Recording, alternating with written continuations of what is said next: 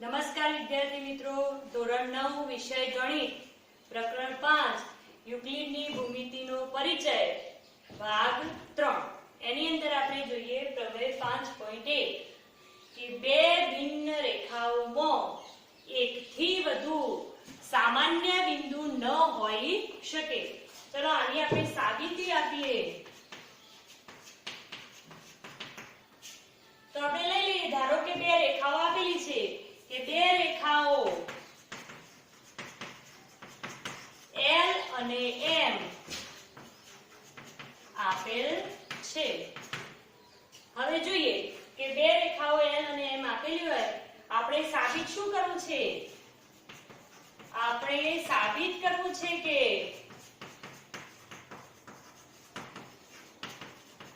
આ બે રેખાઓમાં એકથી વધુ સામાન્ય બિંદુ ન હોઈ શકે. એટલે આપણે સાબિત કરવું છે કે L અને M માં એકથી વધુ સામાન્ય બિંદુ નથી.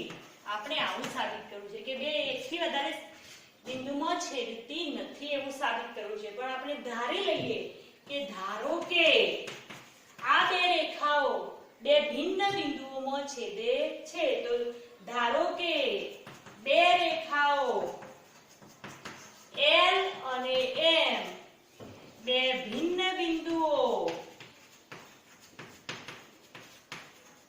P અને Q માં એકબીજાને છેદે છે. આપણે ધારી લઈએ કે ધારો કે બે ભિન્ન રેખાઓ બે ભિન્ન બિંદુઓ P અને Q માં એકબીજાને છેદે છે. આપણે આવી આકૃતિ ના દોરી શકીએ, પણ આપણે આવું ધારી લીધું. આ રીતે દોરીએ તો એક જ બિંદુમાં છેદે, બે બિંદુમાં છેદે એવી કોઈ આકૃતિ આપણે દોરી શકતા નથી. એટલે આ પ્રમેયની અંદર આપણે આકૃતિ પહેલાથી દોરી નથી. બરાબર? હવે તો બે રેખાઓ L અને M બે ભિન્ન બિંદુઓ P અને Q માં એકબીજાને છેદે છે. એટલે કે બે ભિન્ન બિંદુઓ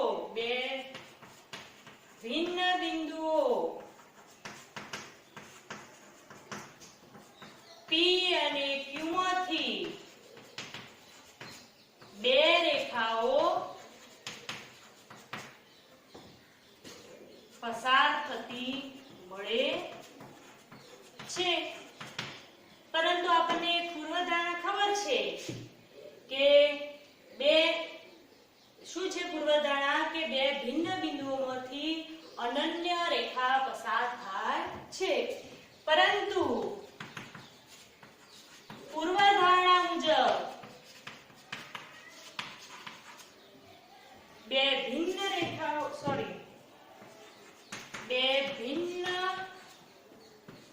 બિંદુઓમાંથી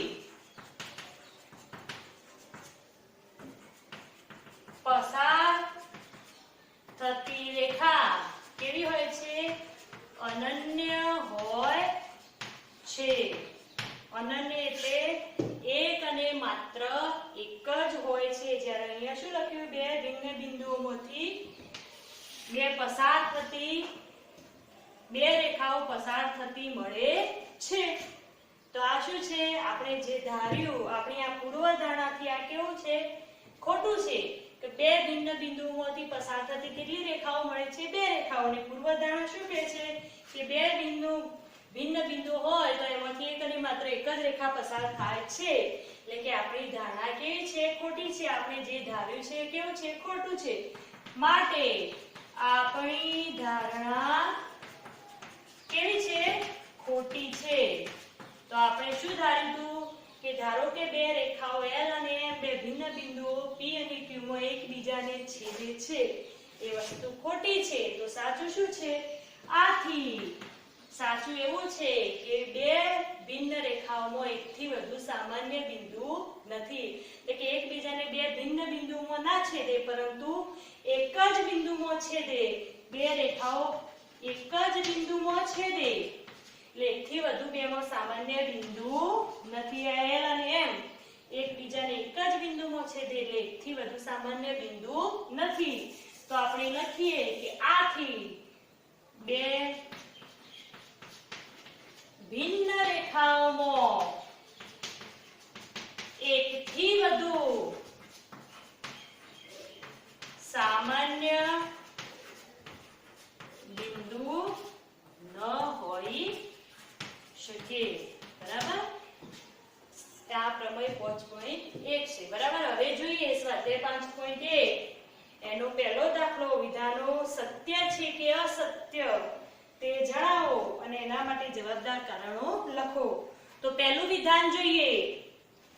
એક બિંદુમાંથી પસાર થતી માત્ર એક જ રેખા દોરી શકાય. હવે એક બિંદુમાંથી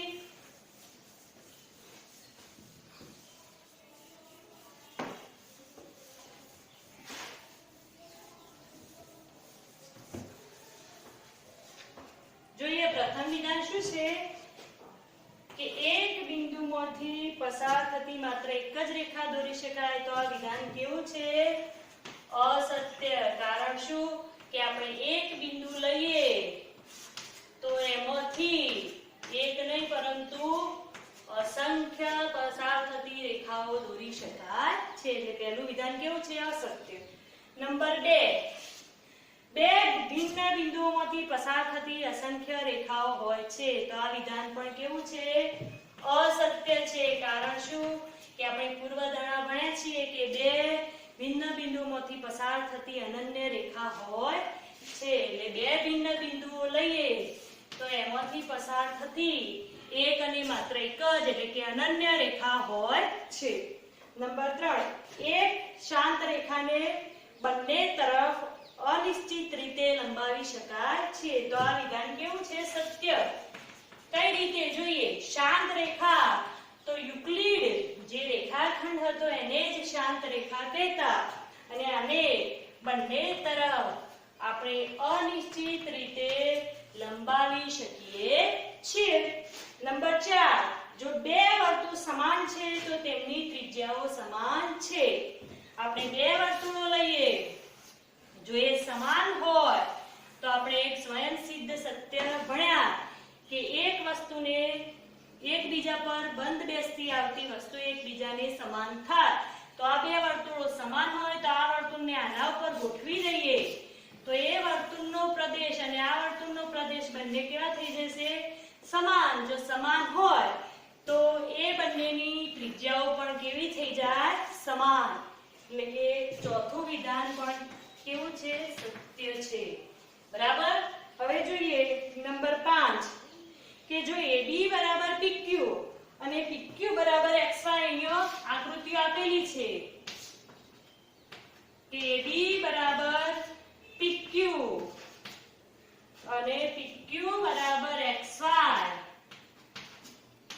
AB બરાબર PQ અને PQ બરાબર XY. તો AB બરાબર XY થાય. AB બરાબર XY થાય. તો આ વિધાન પણ કેવું છે? સત્ય છે. કારણ કે આપણે ભણ્યા કે એક જ વસ્તુઓને સમાન હોય એવી વસ્તુ એકબીજાને પણ કેવી થાય? સમાન થાય. એટલે કે AB બરાબર PQ હોય અને PQ બરાબર XY હોય તો AB બરાબર પણ XY થાય. એ સ્વયંસિદ્ધ સત્ય પરથી કે એક જ વસ્તુઓને સમાન હોય તેવી વસ્તુઓ એકબીજાને સમાન થાય. હવે જોઈએ દાખલા નંબર 2. નીચે આપેલા પદોની વ્યાખ્યાઓ આપો. અહીંયા આપણને 5 પદ આપેલા છે એની વ્યાખ્યાઓ આપવાની છે. નીચે આપેલા પદોની વ્યાખ્યાઓ આપો અને શું એના માટે બીજા એવા કોઈ પદ છે કે તેને વ્યાખ્યાયિત કરવાની જરૂર છે અને તેને તમે કેવી રીતે વ્યાખ્યાયિત કરશો? એટલે અહીંયા પહેલી વ્યાખ્યા છે સમાંતર રેખાઓ. નંબર 2 લંબ રેખાઓ. 3 રેખાખંડ. 4 વર્તુળની ત્રિજ્યા અને 5 ચોરસ. તો આપણે જોઈએ કે સમાંતર રેખાઓ કોને કહેવાય?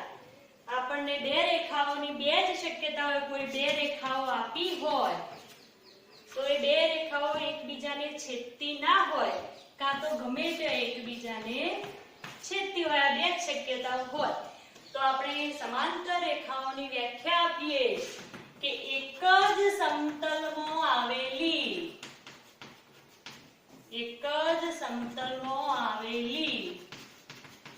બે રેખાઓ એકબીજાને છેદે નહીં, આ રીતે છેદે નહીં તો એ કેવી હોય? સમાંતર હોય. તો એકબીજાને છેદે નહીં તો આવી રેખાઓને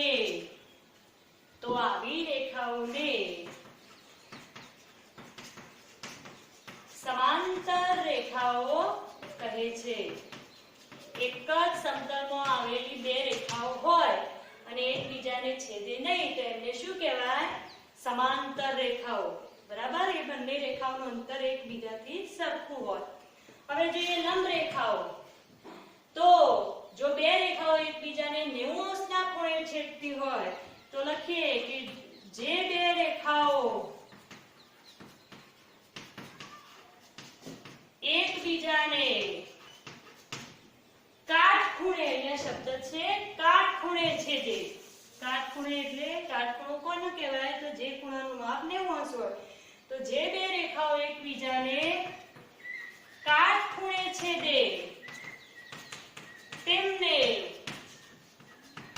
લંબ રેખાઓ કહેવાય. જે બે રેખાઓ એકબીજાને છેદે તો ખરી, આને છેદી શકે અને બંને વચ્ચેનો ખૂણો 90 અંશનો થાય એ રીતે પણ છેદી શકે અથવા ગમે તે ખૂણો થાય એ રીતે પણ છેદી શકે. તો જો આ રીતે છેદતી હોય, બે રેખાઓ છેદતી હોય અને એમની વચ્ચેનો ખૂણો 90 અંશનો હોય, કાટખૂણો હોય તો એમને લંબ રેખાઓ કહેવાય. ત્રીજી વ્યાખ્યા છે રેખાખંડ. તો રેખાનો એવો ભાગ, આપણે આ રેખાખંડની વ્યાખ્યા આપીએ કે રેખાનો એવો ભાગ કે જેને બે અંત્ય બિંદુઓ હોય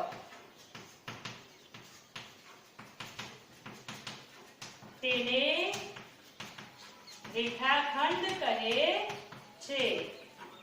આપણે રેખાનો જ ભાગ લેવાનો છે. ધારો કે આ રીતે રેખા દોરી હોય અને એનો એક એવો ભાગ લઈએ વચ્ચેથી,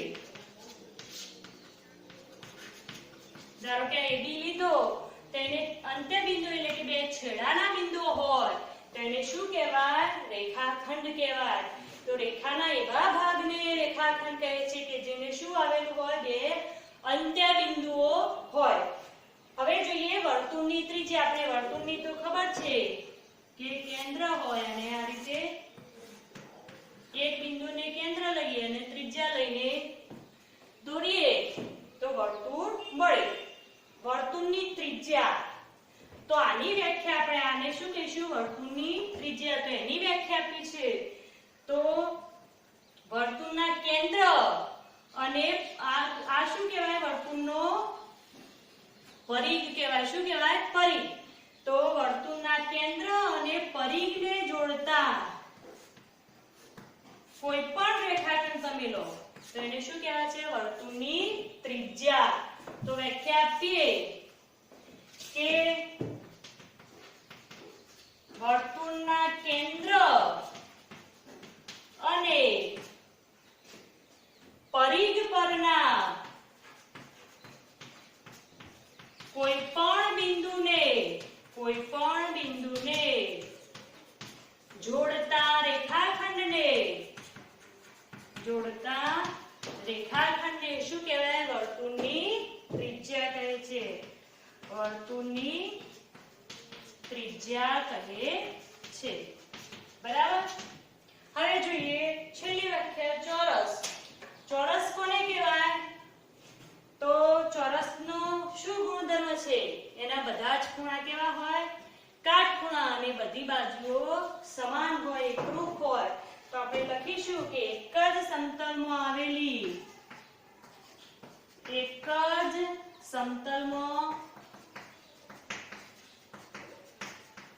આવેલી આકૃતિ, કેવી આકૃતિ? બંધ આકૃતિ અથવા તો એક જ સમતલમાં આવેલ ચતુષ્કોણ કે જેની ચારે બાજુઓ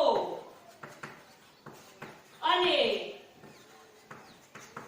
ચારે ખૂણાઓ શું હોય?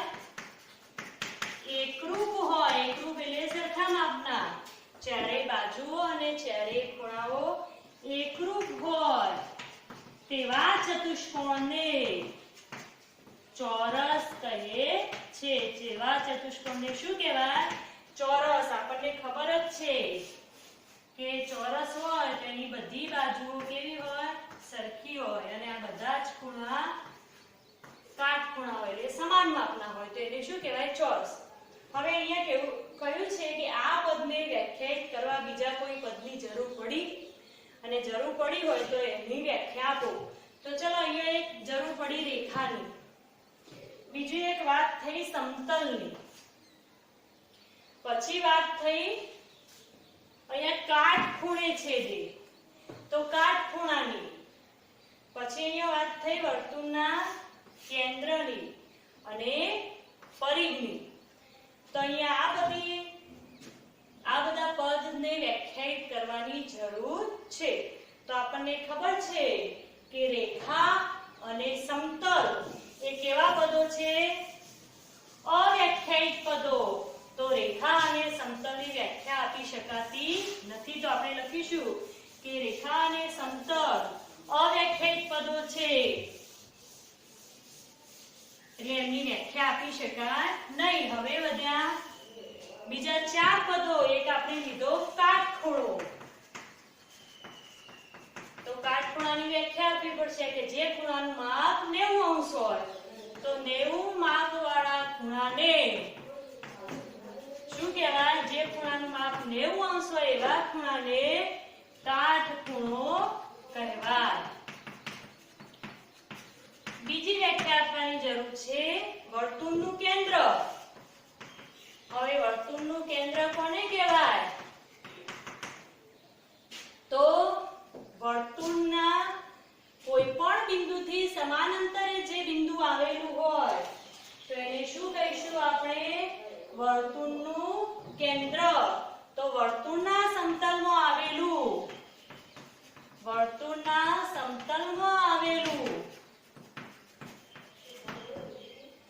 આપણે જોઈએ કે એક સમતલ છે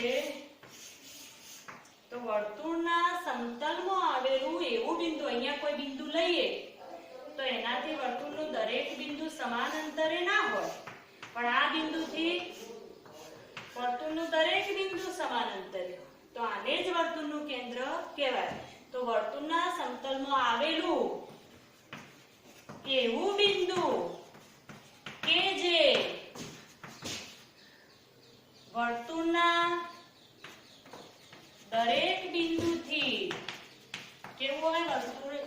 વર્તુળ એટલે આ કિનારી વાળો ભાગ છે તે વર્તુળના દરેક બિંદુથી સમાન અંતરે હોય તેને શું કહે છે? વર્તુળનું કેન્દ્ર કહે છે. વર્તુળનું કેન્દ્ર કહે છે. અહીંયા કોઈ બિંદુ લઈએ તો આ વર્તુળ એટલે કે આ કિનારી વાળો જે ભાગ છે એનાથી સમાન અંતરે ના હોય. અહીંયા ઓછું અંતર છે, આ બાજુના બિંદુનું વધુ અંતર થઈ જાય. જ્યારે આ બિંદુ છે એ આ વર્તુળના દરેક બિંદુથી કેવા અંતરે આવેલું છે? સમાન અંતરે. એટલે એને શું કહીશું આપણે? વર્તુળનું કેન્દ્ર. હવે બીજી એક વ્યાખ્યાયિત પદ કરવાનું હતું ચતુષ્કોણ અને પરિઘ. તો વર્તુળનો પરિઘ કોને કહેવાય? તો જ્યાં ધાર વાળો ભાગ છે તો એને આપણે જો ચોરસ હોય તો આને શું કહીએ છીએ આપણે? એની બધી બાજુના માપનો સરવાળો એટલે પરિમિતિ કહીએ છીએ. તો અહીંયા પણ એક પરિમિતિ જેવી જ વાત થઈ. તો લખીશું કે વર્તુળની પરિમિતિને વર્તુળનો શું કહે છે? પરિઘ કહે છે. વર્તુળની પરિમિતિને વર્તુળનો પરિઘ કહે છે. હવે જોઈએ એક ચોથું પદ હતું ચતુષ્કોણની વ્યાખ્યા આપવાની થાય કે ચતુષ્કોણ તો જેની એવી બંધ આકૃતિ કે જેને 4 ખૂણાઓ અને 4 બાજુઓ હોય તો એક જ સમતલમાં આવેલી એવી બંધ આકૃતિ કે જેને 4 બાજુઓ અને શું હોય અને 4 ખૂણાઓ હોય તેને ચતુષ્કોણ કહે છે. કોઈ પણ ધારો કે આ બોર્ડને સમતલ લઈએ તો એમાં એક બંધ આકૃતિ એવી આવેલી હોય કે જેને 4 બાજુઓ હોય અને 4 ખૂણાઓ હોય એને ચતુષ્કોણ કહેવાય. તો અગાઉની જે વ્યાખ્યા આપી એમાં આ પદોને વ્યાખ્યાયિત કરવાની જરૂર હતી, જ્યારે રેખા અને સમતલ એ અવ્યાખ્યાયિત પદ છે એની વ્યાખ્યા આપી શકાય નહીં. હવે બીજો એક દાખલો જોઈએ સ્વાધ્યાયનો.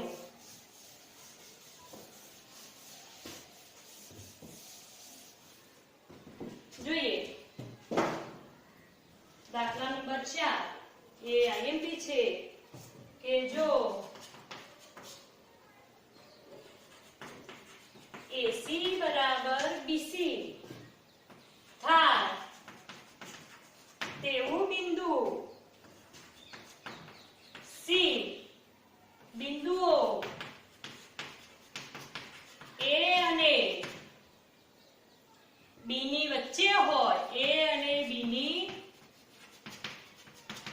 વચ્ચે હોય તો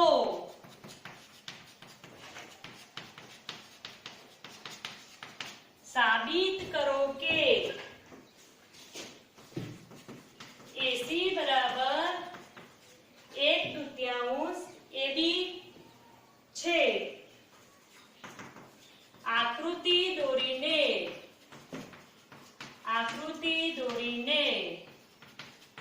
સ્પષ્ટ કરો. હવે જોઈએ તો આને આપણે સાબિતી આપીએ કે જો AC બરાબર BC થાય તેવું બિંદુ એક C લઈ લઈએ તો આકૃતિ દોરીએ.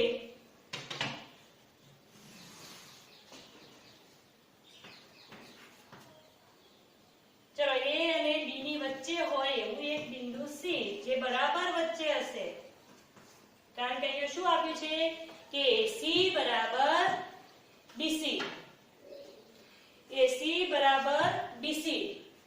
તો હવે જોઈએ કે અહીંયા આપેલું છે AC બરાબર BC. હવે આપણે આ સાબિત કરવા માટે બંને બાજુ સમાન ઉમેરીએ તો AC વત્તા AC, આ બાજુ પણ AC ઉમેરી દઈએ BC વત્તા AC. તો આપણે એક સ્વયંસિદ્ધ સત્ય જોયું કે સરખામાં સરખું ઉમેરીએ તો સરવાળો સરખો રહે. તો લખીશું સરખામાં સરખું ઉમેરીએ તો સરવાળો સરખો રહે. તો આ સ્વયંસિદ્ધ સત્ય ઉપરથી આપણે લખ્યું. હવે AC વત્તા AC એટલે 2AC. ચલો BC વત્તા AC તો એ આખા કોના ઉપર બંધ બેસતા આવે છે AB ઉપર, તો એની જગ્યાએ લખ્યા AB. તો આ શેના આધારે લખ્યા આપણે લખી દઈએ, કારણ કે એકબીજા પર બંધ બેસતી આવતી વસ્તુઓ એકબીજા પર બંધ બેસતી આવતી વસ્તુઓ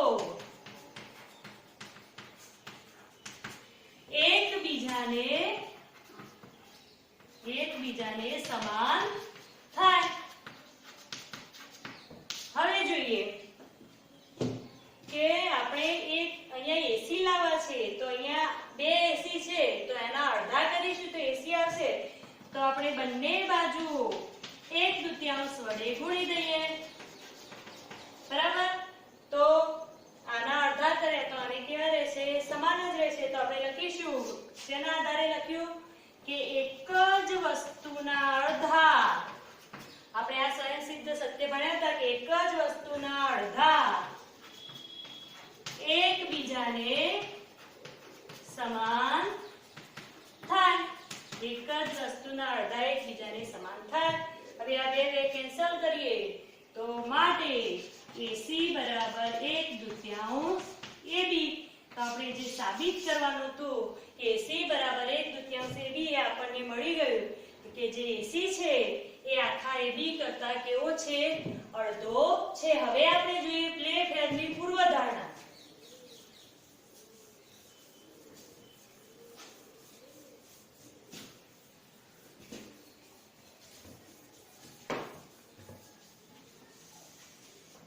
તો પ્લે ફેરની પૂર્વધારણા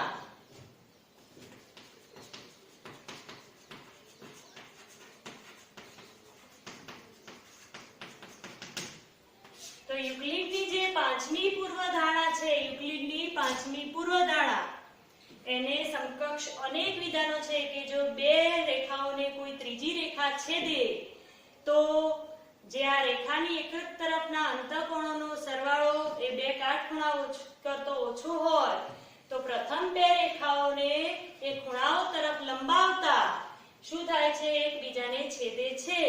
એને સમકક્ષ અનેક વિધાનો છે. એમાં એક પ્લે ફેરની પૂર્વધારણા છે. તો આપણે જોઈએ કે દરેક રેખા L અને તેના પર ન હોય તેવા બિંદુ P માટે તેવા એક બિંદુ P માટે એક રેખા, પણ કેવી રેખા? એક અનન્ય રેખા, એક અનન્ય રેખા M એવી મળે કે જે શું હોય? એવી આપણે આકૃતિ લઈએ કે એક રેખા L અને તેના પર ન હોય એવું બિંદુ P. તો આમાંથી પસાર થતી હોય એવી એક રેખા M એવી મળે કે જે શું હોય? M માંથી એવી રેખા M મળે કે જે P માંથી પસાર થતી હોય, અને L ને કેવી હોય? L ને સમાંતર છે. તો આને શું કહીશું આપણે? પ્લે ફેરની પૂર્વધારણા કે દરેક રેખા L માટે આપણને એક L પર ન હોય એવું એક બિંદુ P લઈએ તો P માંથી પસાર થતી એક રેખા M મળે કે જે શું હોય? P માંથી પસાર થતી હોય અને આ L ને કેવી હોય? સમાંતર હોય. બીજા એક શબ્દમાં કહીએ તો આ P માંથી પસાર થતી આપણને અસંખ્ય રેખાઓ મળે, પરંતુ આ એક રેખા L સમાંતર હોય એવી એક જ મળે. એટલે આપણે કહેવું હોય કે બે છેદતી રેખાઓ હોય તો એ એક જ રેખાને સમાંતર ન હોઈ શકે. બે છેદતી રેખાઓ હોય તો એ કોઈ એક જ રેખાને સમાંતર ન હોઈ શકે. આ બે છેદતી રેખાઓ લઈએ તો આ રેખાને સમાંતર ના હોય તો એ પણ આને સમકક્ષ જ વાક્ય કહેવાય. હવે આપણે જોઈએ કે યુક્લિડની પાંચમી પૂર્વધારણા સાબિત કરવા માટે પહેલી ચાર પૂર્વધારણાઓનો ઉપયોગ નિષ્ફળ થયો, એટલે અનેક ભૂમિતિઓનો વિકાસ થયો, અને જે અનેક ભૂમિતિઓનો વિકાસ થયો એને અયુક્લિડીય ભૂમિતિ કહેવાય. કઈ ભૂમિતિ? અયુક્લિડીય. અને જે આ અયુક્લિડીય ભૂમિતિ છે તો આપણું જે વિશ્વ છે એ વિશ્વને આ અયુક્લિડીય ભૂમિતિમાં વ્યાખ્યાયિત કરવામાં આવે છે. હવે એની અંદર આપણે જોઈએ કે ગોલીય ભૂમિતિ, જે ગોલીય ભૂમિતિ છે એ ગોલીય ભૂમિતિ એ આ અયુક્લિડીય ભૂમિતિનો જ એક ભાગ છે. આપણે આપણા વિશ્વની વાત કરીએ અથવા તો ગોલીય ભૂમિતિની વાત કરીએ ગોળીય ભૂમિતિની અંદર રેખાઓ જે હોય આ રેખાઓ સીધી હોતી નથી. આ રેખાઓ સીધી હોતી નથી, પરંતુ શું હોય છે?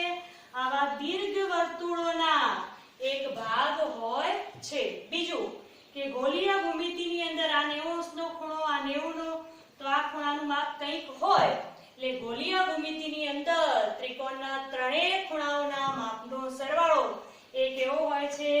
180 અંશ કરતો વધારે લેવામાં આવે છે. આમ જનરલ આપણે યુક્લિડની જે ભૂમિતિ છે એમાં ત્રિકોણના ત્રણેય ખૂણાઓના માપનો સરવાળો 180 લઈએ છીએ, જ્યારે આમાં ત્રિકોણના ત્રણેય ખૂણાઓના માપનો સરવાળો 180 અંશ કરતો વધારે હોય છે. હવે આપણે ઉદાહરણ 3 જોઈએ.